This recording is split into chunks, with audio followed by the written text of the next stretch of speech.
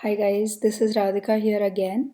So today I wanted to make a video on the next chakra, which is the third chakra. It's called as the Manipura Chakra. It's above the Swadhisthana Chakra. Swadhisthana Chakra, as I made in the video before, you can guess like most of the narcissists, they have a lot of imbalance in their Swadhisthana Chakra. That's why they behave the way that they behave.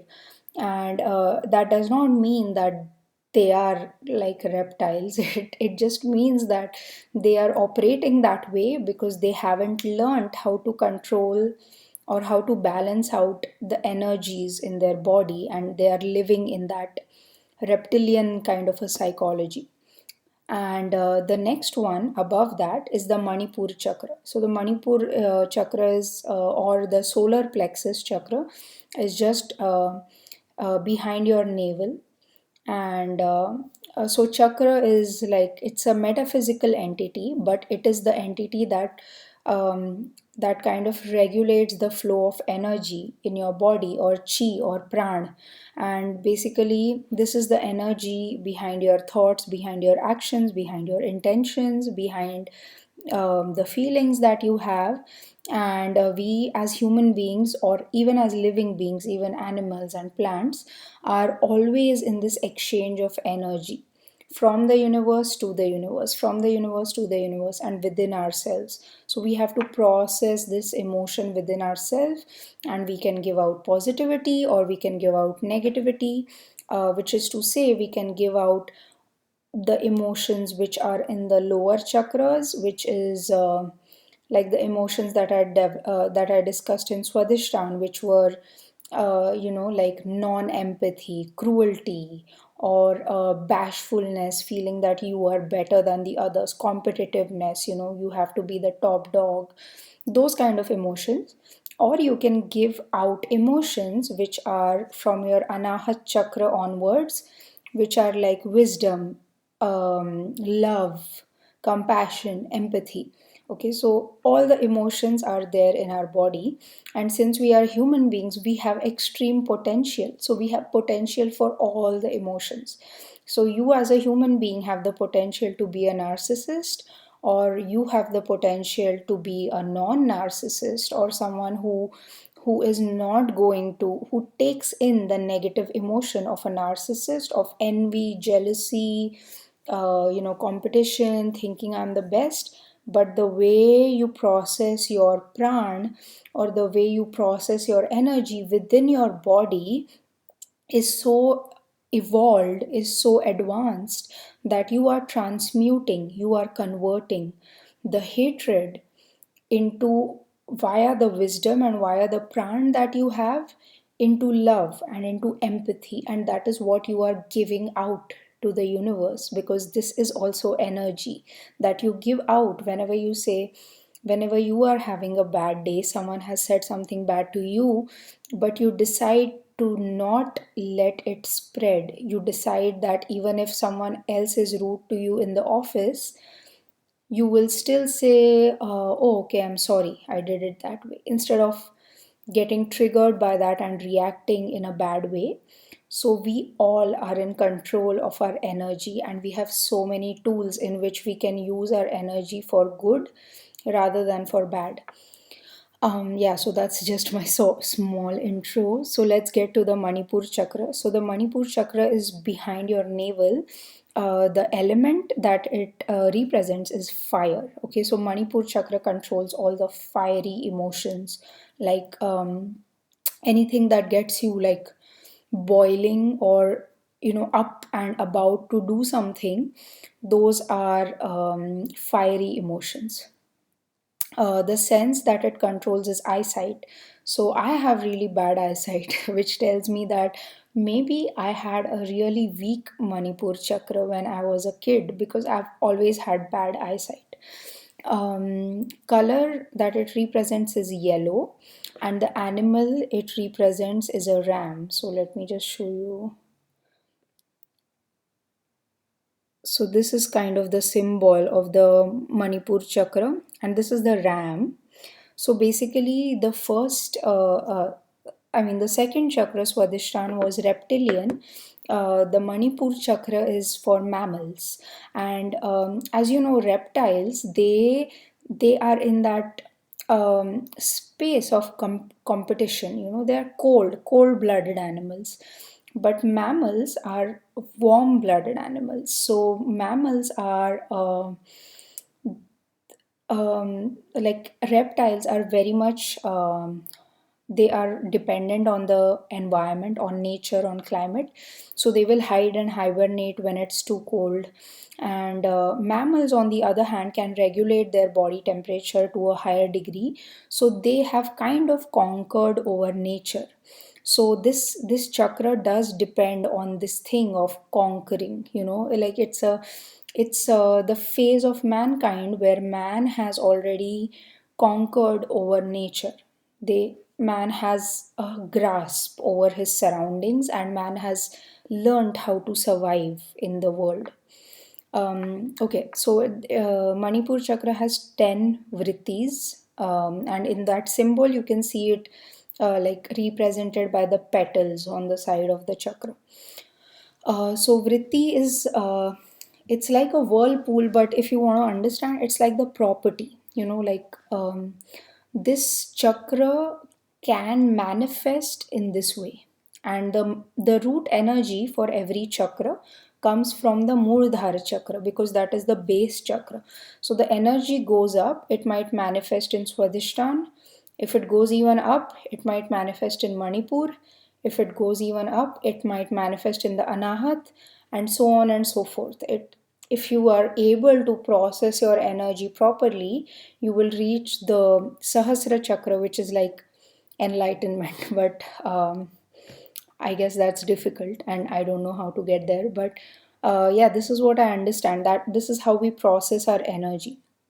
Okay, so the 10 properties of Manipur chakra are it's basically the first one is lajja. Okay, lajja means shame. So if you feel ashamed, or the feeling of shame comes from this chakra. Okay, so this chakra, Manipur chakra, is a very the main theme here is ego. Okay, a sense of self, of or who are you. Okay, so all the vrittis in this chakra are how a person feels because person is attached to something else, something or someone else. So in the Swadhisthana chakra, there was no attachment. uh, because it was reptilian psychology, a person just goes and uses things and there is no attachment. So there is no concept of love. Okay, it's just use. It's a use and throw kind of a psychology. Use it, throw it, use it, throw it, use it for my advantage and discard, kind of like that. But in the Manipur chakra, there is an attachment, but the attachment to an object is only because the object is giving me some pleasure. Okay, if the same object starts giving you pain, that attachment turns to hatred. So this is the kind of love that most of us understand in our life, because we love someone because they are making us feel good. The moment they stop making us feel good, a lot of us, we think that, oh my god, this person is giving me so much of pain.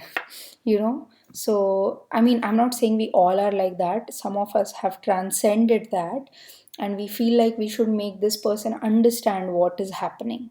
So that is a different kind of love. But if you have that kind of love, that if this person is giving me pain, I'm just going to run away from this person because this person is giving me pain, so your attachment has turned into aversion, like it has turned into its opposite. But that was just attachment, it wasn't love, because in the true sense, love is boundless, right? If you have a child and the child is troubling you a lot, I don't think you're going to leave the child, because even if the child is troubling you a lot, other than responsibility, you also have a true love with them. And even if the child curses at you or does anything, you are always going to, in your heart, want what is best for that child. So that kind of love, and you can have it for partners as well, and you can have it for, a lot of people have love for nature. Nature gives us a lot, but they just have love for nature. That is a true love, because they love nature. So nature is not like, they are not attached to nature, but they just want to preserve it and they want to conserve it, and not because they are getting anything in return, but just because they really do love it as a thing of beauty. They want to keep it. So yeah, so basically the first emotion is lajja, which is shame. So shame is, there are two types of shame. One shame that others make us feel, and one shame that we feel in ourselves. So that is one. Then it is, another one is pishunata, which is backbiting or slandering. So it is making someone feel shame, or trying to form an image of a particular person so that they feel shameful. So all these emotions, if you see, they are going to be related to the I, to the sense of self, that I feel shameful. Someone was gossiping about me. So it's all ego based. It's not soul based, but it's still a very progressive state of being. At least you are not in the swadhisthana. At least you are not like just using and throwing people. So yeah, and lajja is a good thing, because it keeps in check a lot of people. But although they should not be in check because of lajja, they should be in check because of, not in check, but they should behave out of love. But yeah, I mean, in the society level, it does have its advantages. Okay, irsha. Irsha is jealousy or envy. Okay. Susupti is laziness or lethargy. Visada or Vishada is sadness or melancholy. So just enjoying the feeling of being sad. We all have been there. Sometimes we are sad and we just want to stay in our sadness. We don't want to. We have susupti. We have laziness of getting out of it, because it's a comfortable state, right? If you have been sad for 5 days, on the sixth day you are like, let me just remain sad. I don't want to waste so much energy in being happy again. So yeah, sadness is also a part of it. Kayasa, which is cruelty. Okay. Trishna, thirst or desire. So desire to want. I want this, I want that, or I want love. And that, if it is taken out, I mean, if your desires become too much, they become control, right? You are trying to control, you're trying to grab, you're trying to get everything from life, even the things that are not coming your way, because you think you want them, you are just like going after them. um, moha is attachment to objects, attachment to people, attachment to even your own ideas, attachment to anything is moha. Grina is hatred and aversion, so it's basically the opposite of desire.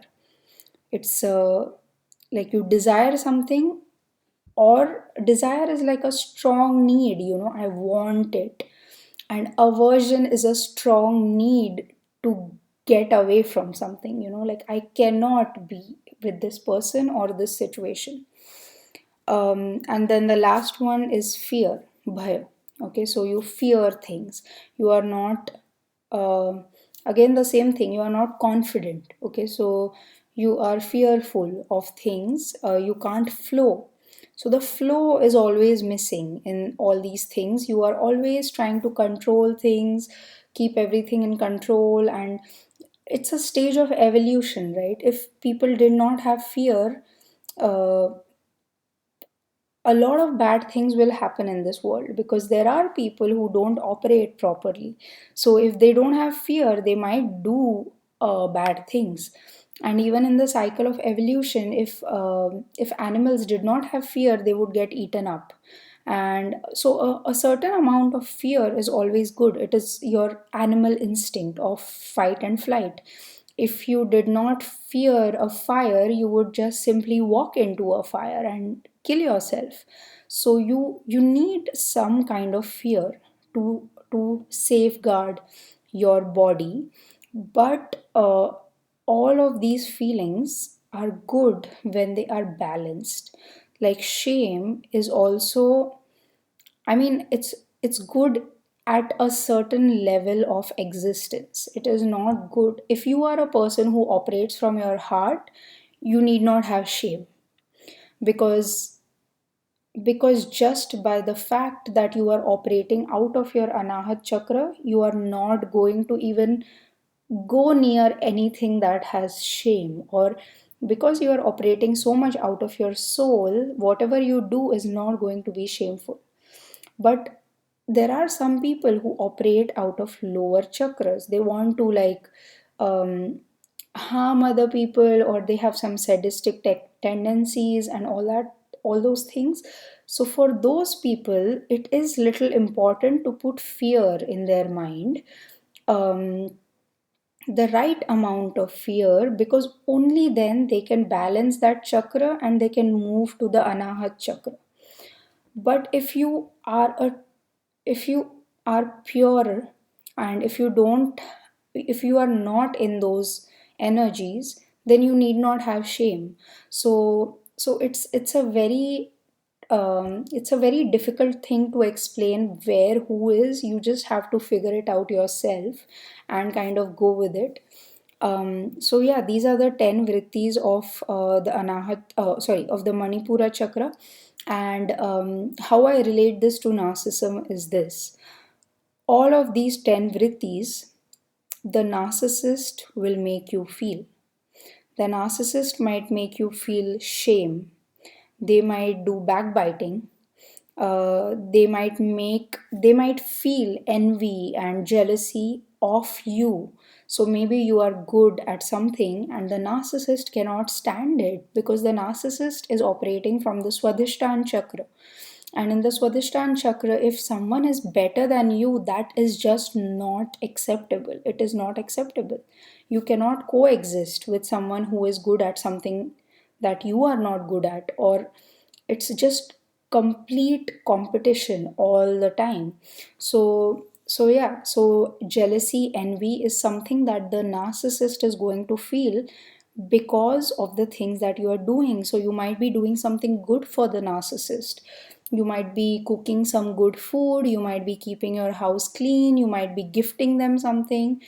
But as soon as someone says one word of good for you, the narcissist is immediately going to feel envy and jealousy, because they cannot stand someone who they consider as competition being better at anything in life. They just want to completely annihilate, completely destroy anything, because in their mind, only they should survive. No one else should survive. And they don't even know it, I guess, but they operate from that. Um, Sadness, melancholy. So, yeah, the narcissist will make you feel that. Kayasa is cruelty. So many times the narcissist knows that the words they say are hurtful, but they still say it. It's not like they don't know it. They know the words they are saying are hurtful, but they still do it. And to tell you the truth, we all have done this at some point. It's just that when the Manipura chakra is out of control, that is malignant narcissism. That, so we all have these potentials, we all have it, but we have learned to balance it, we have learned to control it, we have learned to either let it go or process it in better ways. But the narcissist has not learned that. The narcissist is imbalanced. Okay, it has, the narcissist has all these chakras in imbalance.